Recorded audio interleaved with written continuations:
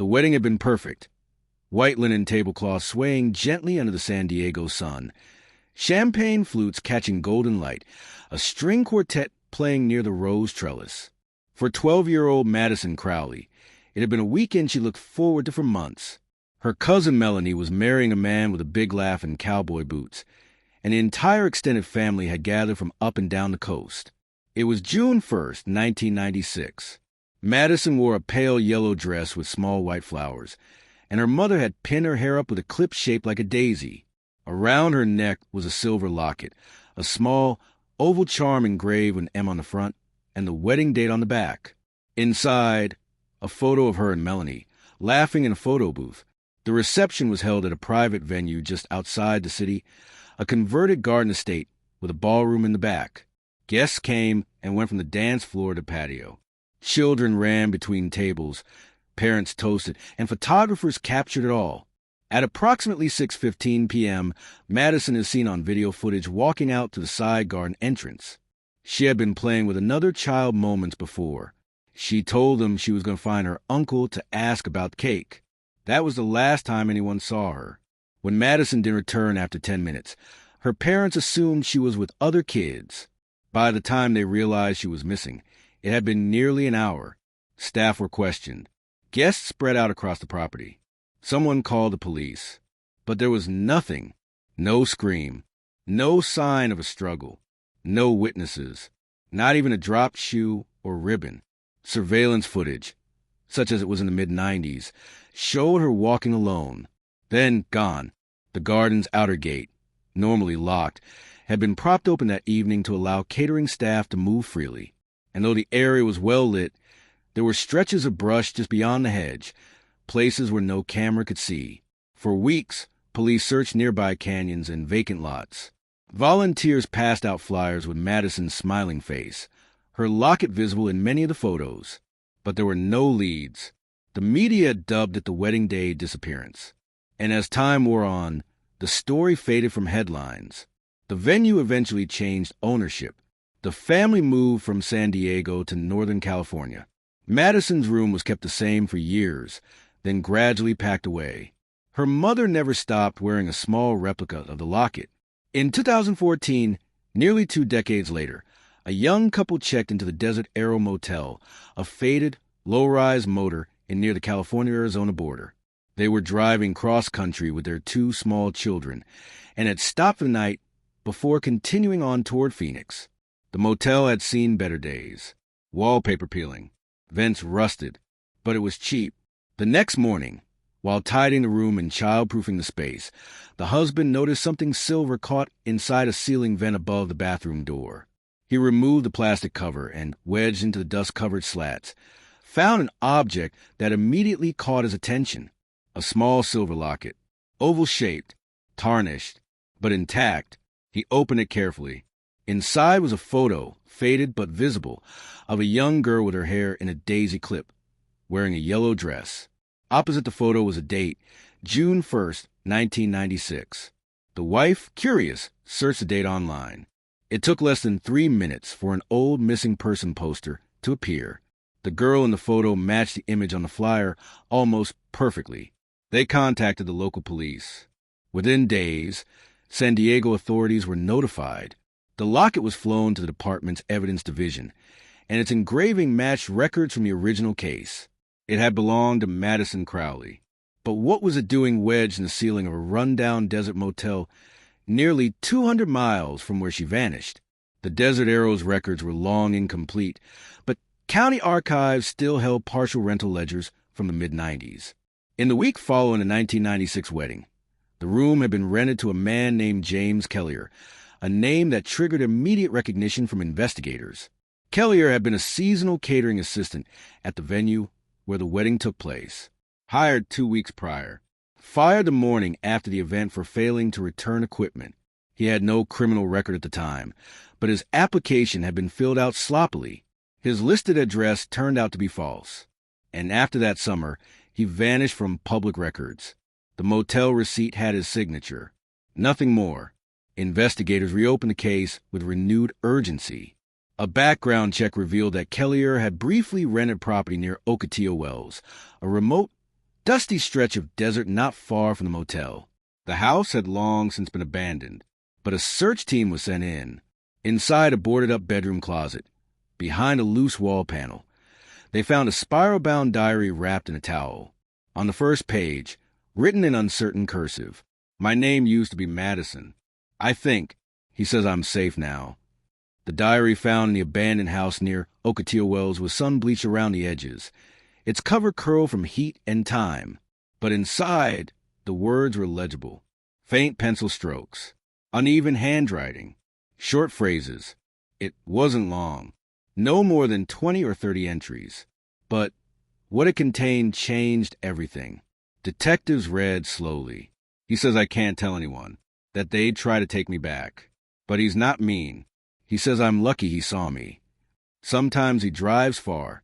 We stay in places with red curtains and ice machines. He buys me coloring books. I think I had a different name before. Sometimes it comes back when I dream. There was a girl in a white dress. I think I was her. The entries weren't dated. Some pages had lines scratched out. Others included drawings, simple childlike images of hotel beds, deserts, and once a swing set.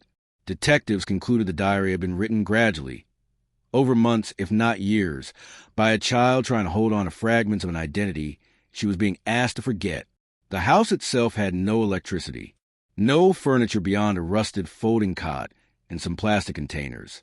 But behind a false wall panel, they also found something else, a small collection of receipts, including one from a clinic in Yuma, Arizona. The receipt, dated late 1997, listed a prescription under the name Melissa Keene. The age? 14. Investigators traced that alias to a larger pattern.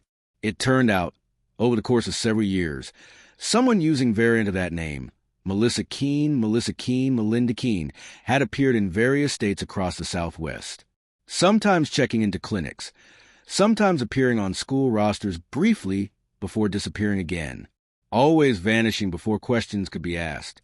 The turning point came when the National Center for Missing and Exploited Children ran a pattern match on the aliases. One stood out, a private adoption in 2002, listed in a remote town in southern Alaska. The child's name was Melanie Keene. The adopting couple, now retired, had believed the girl to be an orphan. The records they received came through a third-party placement facilitator, who disappeared shortly after finalizing the paperwork. The girl had been approximately 18 at the time of adoption, though they were told she was 16 and had no living relatives. She was now in her late 20s, living under the name Melanie Keene, employed as a teacher's aide in a small school near the Yukon River. Authorities moved carefully. No accusations were made. Instead, contact was established gently, first with the local sheriff, then with Melanie herself. She agreed to a conversation. When shown the old missing poster of Madison Crowley, she stared for nearly a full minute. "I've seen her before," she said softly, "but I don't know how." Investigators explained that they believed she might be that girl, that the locket found in the motel matched hers, that a diary found in a desert house had pages written in what could be her childhood handwriting. Melanie, or Madison, grew quiet. "I used to have dreams," she said finally, "about a wedding, balloons, and someone calling my name, Maddie." A voluntary DNA test was conducted. 2 weeks later, the results came back. Confirmed, Melanie Keene was Madison Crowley. The news shook the Crowley family to their core. Madison's parents, Elizabeth and Darren, had long feared the worst, and yet they never stopped hoping. Her bedroom had been painted over, her belongings stored away, but her presence had never truly left the house. Now, in 2014, they stood in their kitchen, staring at a photograph of a young woman they didn't yet recognize, but who had once been theirs. Authorities arranged a reunion with sensitivity. There would be no press, no reporters, just a private meeting on neutral ground. It was held in Oregon, in a quiet home arranged by support counselors trained in trauma reunification. Madison entered first, holding the locket in her hand. Elizabeth and Darren stood when she came in. No one spoke at first. Then Madison, voice unsteady, said, "I think I remember this place." Her father stepped forward and asked, "Do you remember us?" She looked down. "I'm not sure, but I want to." They embraced, cautiously, carefully, like people reaching across time. Madison stayed for a week. Each day brought fragments, a scent, a phrase, a childhood song. And each night, she wrote in a new journal, one she bought at a bookstore on the second day of the visit.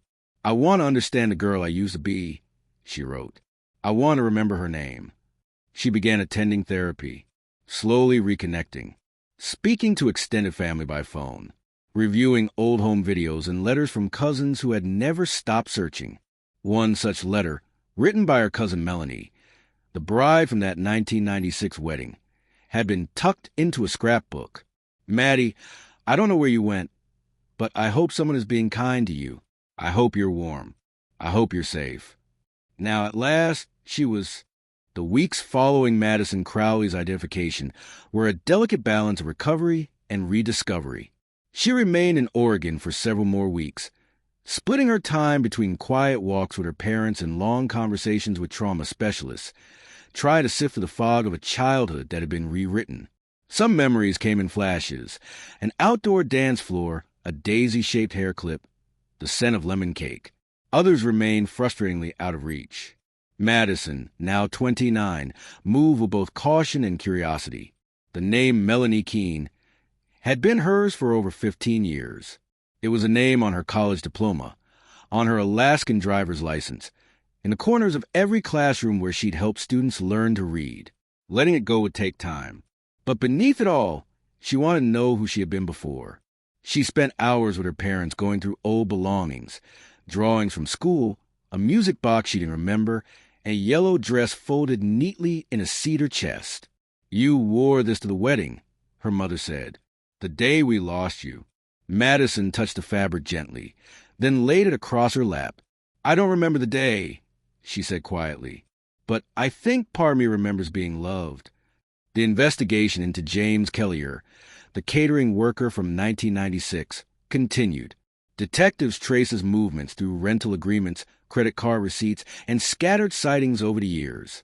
He had used multiple aliases. At least 4 motel registrations linked him to a pattern, each time traveling with a young girl matching Madison's description. No one had ever stopped him.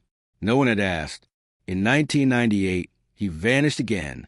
The last trace was a gas station surveillance photo from Flagstaff, Arizona, showing him alone. After that, he disappeared from every system. No bank records, no employment, no arrests. Nothing.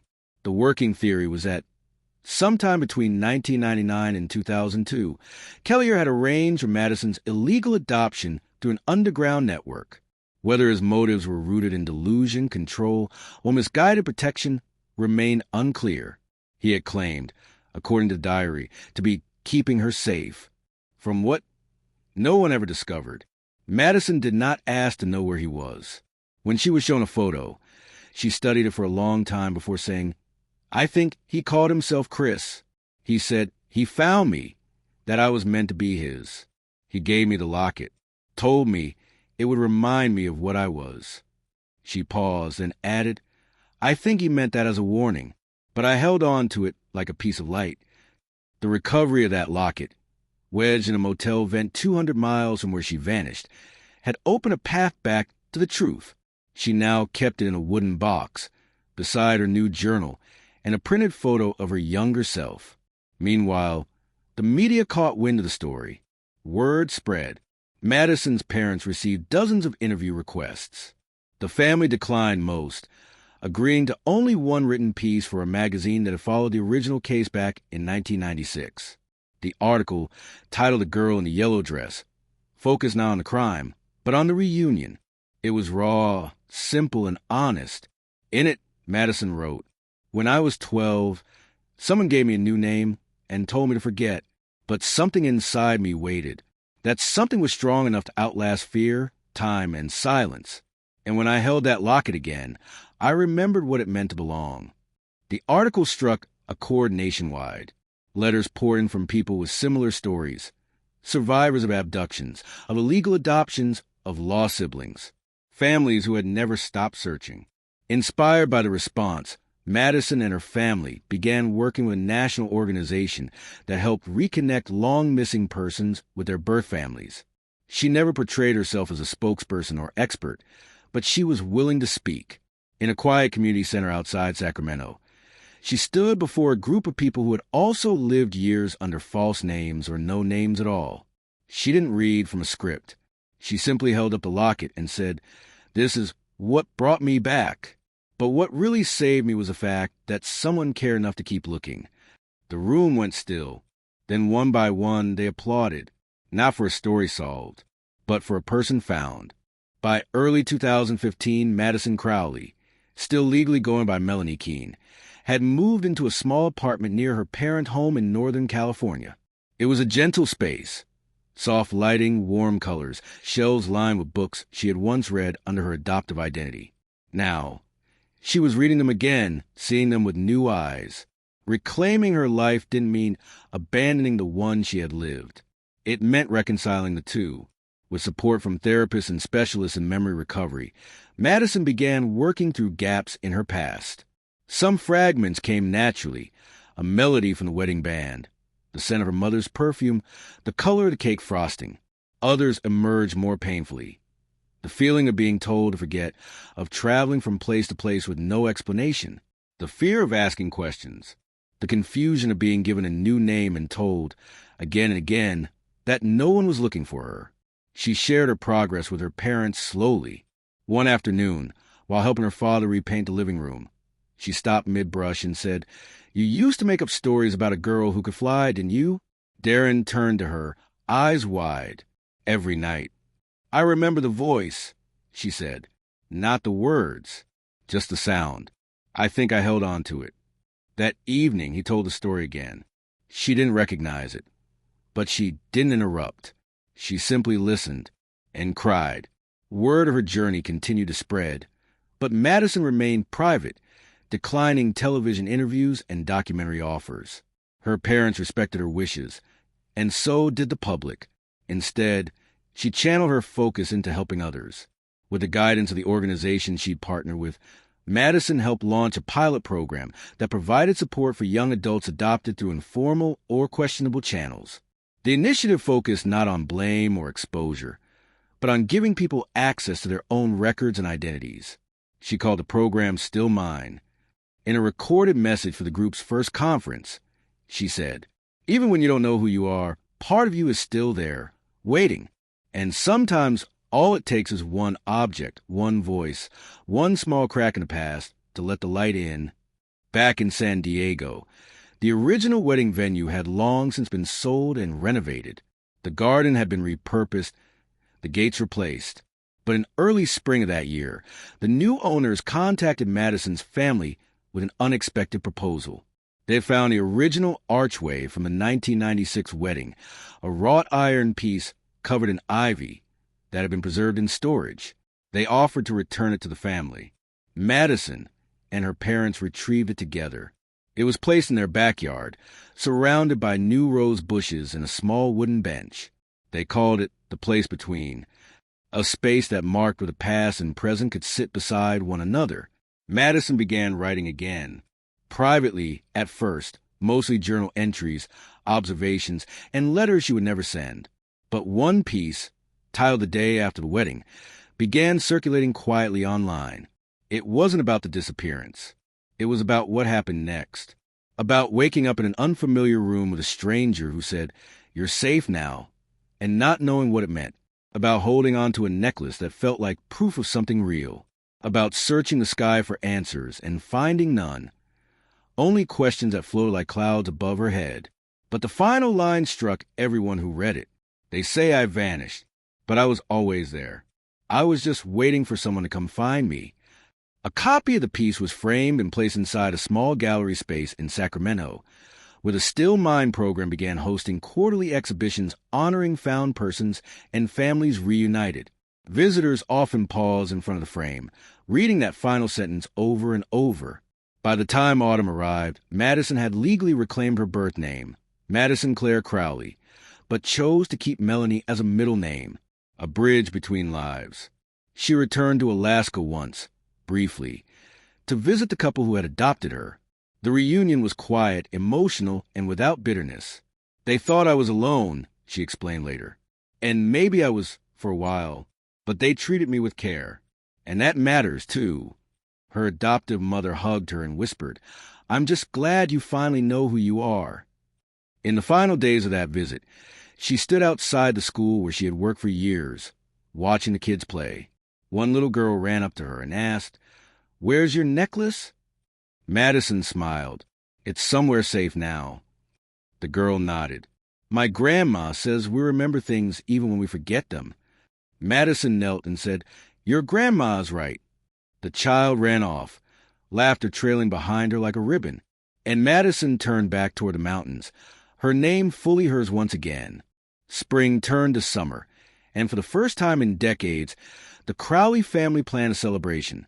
Not a memorial, not a vigil, but something that felt like the answer to a long-held prayer. They called it the Garden Gathering.